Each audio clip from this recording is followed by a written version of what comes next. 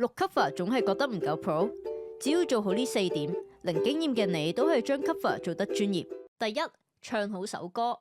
呢度講嘅唔單止係音準拍子同埋揾啱個 key， 仲有點樣設計句子，包括點為之一句，吸氣位喺邊，語氣係點，邊個位大聲細聲，漸大漸細，漸大幾多，漸細幾多，震音震幾多等等。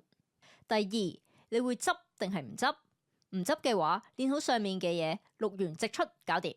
執嘅話，你就要升級錄音器材啦。以下嘅咪同 interface 人氣比較高，可以揾多啲相關資料研究下。第三，錄音質素嘅判斷，拍子、大細聲、漸大漸細呢啲都執到，唯獨感情同語氣係執唔到。所以我好建議大家花多啲時間去設計同練習呢一 part。仲有一類我會話要課金先會執得好啲，包括音準、口水聲同雜音等等。第四，編曲同混音。如果你係想展示唱歌技巧，編曲唔需要特別複雜。混音方面，如果你想人聲同樂器都經過啲打磨，混音係一個好好嘅選擇。如果你係混音新手，唔知可以點樣有系統咁樣學識混音，零底子混音課程就係專為你而設。有興趣嘅你可以到 bio 點擊 Google Form link 填妥報名表後，我會盡快同你聯絡。